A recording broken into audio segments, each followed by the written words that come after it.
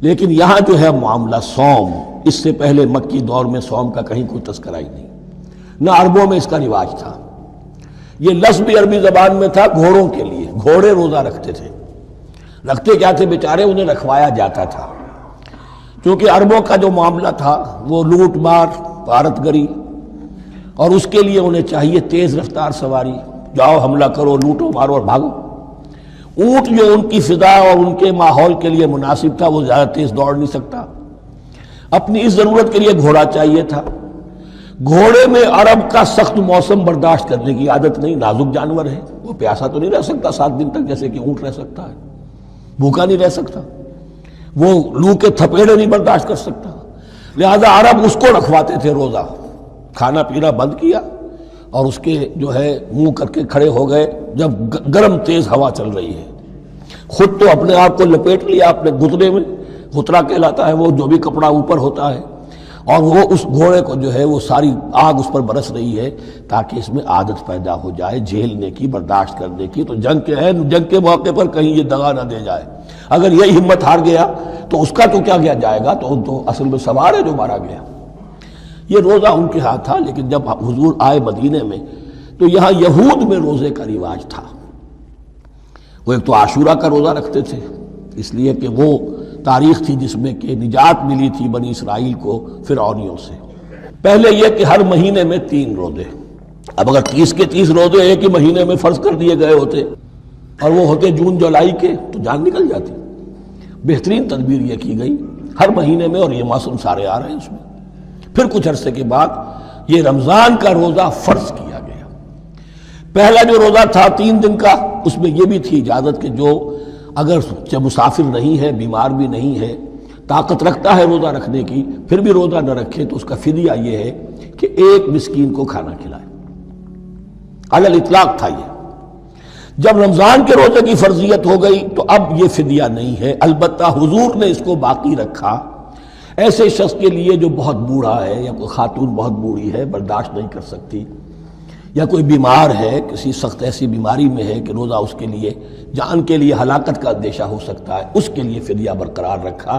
عام طور پر صحت مند شخص جو مسافر بھی نہ ہو اس کے لیے یہ رعایت ختم ہو گئی۔ یہ ہے ان آیات کی تعبیر جس پر میں پہنچا ہوں، اور بہت پہلے پہنچ گیا تھا، لیکن چونکہ اکثر مفسرین نے یہ بات نہیں لکھی ہے تو میں جھجکتا رہا، لیکن بعد میں مجھے معلوم ہوا کہ مولانا انور شاہ کاشمیری رحمۃ اللہ علیہ کی رائے یہی ہے، تو مجھے اعتماد ہو گیا۔ اور پھر مجھے اس کا ذکر جو ہے یہ تفسیر کبیر میں امام راضی کے ہاں بھی مل گیا کہ متقدمین کے ہاں یہ رائے موجود تھی کہ پہلی 2 آیتیں جو ہیں اس روزے سے متعلق یہ رمضان کے روزے سے متعلق نہیں ہیں، بلکہ وہ 3 ہر مہینے کی 13، 14 اور 15 ایام 20 کے روزے حضور نے بعد بھی رکھے ہیں نفلاً، لیکن شروع میں یہ 3 روزے رکھنے کا حکم دیا گیا تھا۔ پہلی 2 آیتیں اس 6 آیتوں پر مشتمل رکوع، اور یہ ایک عجیب مقام ہے۔ قرآن مجید کے احکام بہت دفعہ ہے، نماز کے احکام قرآن میں بہت دفعہ ہیں، کہیں وضو کا ہے، کہیں تیمم کا ہے، کہیں اور نماز خوف کا ہے، مختلف جگہوں پر، لیکن صوم کی عبادت پر یہ 6 آیات کامل ہیں، مکمل ہیں، اس کی حکمت، اس کی غرض و غایت، اس کے احکام سب کے سب اس میں آ گئے۔ اب پہلی 2 آیتیں کون سی ہیں؟ یا ایھا الذین آمنوا کتب علیکم الصیام کما کتب علی الذین من قبلکم لعلکم تتقون، اے ایمان والو تم پر بھی فرض کیا گیا روزہ رکھنا جیسے کہ فرض کیا گیا تھا تم سے پہلوں پر، تاکہ تمہارے اندر تقوی پیدا ہو جائے۔ وہ جنگ کے لیے کرواتے تھے گھوڑوں کو تیار، تمہیں تقوی کے لیے اپنے آپ کو تیار کرنا ہے، بھوک کو قابو میں رکھ سکو، شہوت کو قابو میں رکھ سکو، پیاس کو برداشت کر سکو۔ اللہ کی راہ میں جنگ کے لیے تمہیں نکلنا ہوگا، اس میں بھوک بھی آئے گی، پیاس بھی آئے گی، اپنے آپ کو تیار کرو جہاد کے لیے۔ اور یہ بات واضح ہو جائے گی، اگلے رکوع سے قتال کی بحث شروع ہو جائے گی۔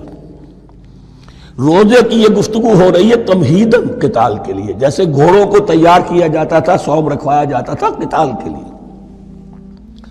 ایام معدودات، گنتی کے چند دن ہیں، یہ گویا کہ ثبوت ہے اس کا کہ یہ 2-3 دن سے زیادہ، معدود جو ہے وہ عربی زبان میں 9 سے زیادہ نہیں ہو سکتا۔ معدودہ جب آئے گا، ایام معدودات، یہ جمع جو ہے جمع قلت کہلاتی ہے، معدودات، معدودہ بڑی سے بڑی رقم ہو سکتی ہے، لیکن معدودات جمع قلت ہے۔ گنتی کے چند روز ہیں. فمن کان منکم مریضا، ان میں بھی یہ رعایت ہے کہ جو تم میں سے بیمار ہو او علی سفر، یا سفر پر ہو، فعدۃ من ایام اخر، تو وہ تعداد پوری کر لے دوسرے دنوں میں. وعلی الذین یطیقونہ، اور جو اس کی طاقت رکھتے ہوں، فدیۃ طعام مسکین، وہ فدیہ دے ایک مسکین کا کھانا کھلانا. ان آیات کی تفسیر میں جیسا کہ میں نے عرض کیا مفسرین کے بہت سے اقوال ہیں، اب میں اس کی بحث میں نہیں جا سکتا. جو میں نے اپنے مطالعے کے بعد رائے قائم کی ہے میں صرف وہی بیان کر رہا ہوں کہ اس وقت، اور یہ امام راضی کے الفاظ ہیں کہ یہ فرضیت الگ تعیین نہیں تھی بلکہ الگ تخییر تھی. فرض تو ہے روزہ، لیکن اس کا بدل بھی دیا جا رہا ہے، اگر تم نہیں رکھنا چاہتے تو تم ایک مسکین کو کھانا کھلا دو. تو گویا کہ تدریجاً انہیں لانا تھا چونکہ اس بات کے وہ پہلے سے عادی نہیں تھے. فمن تطوع خیرا فهو خیر اللہ، اور جو اپنی جی سے اپنی مرضی سے خیر کرنا چاہے تو اس کے لیے خیر ہے، روزہ بھی رکھے اور مسکین کو کھانا بھی کھلائے، دونوں کام کرے تو اس میں کوئی رکاوٹ تو نہیں، اس کے لیے بہتر ہوگا. وَأَنْ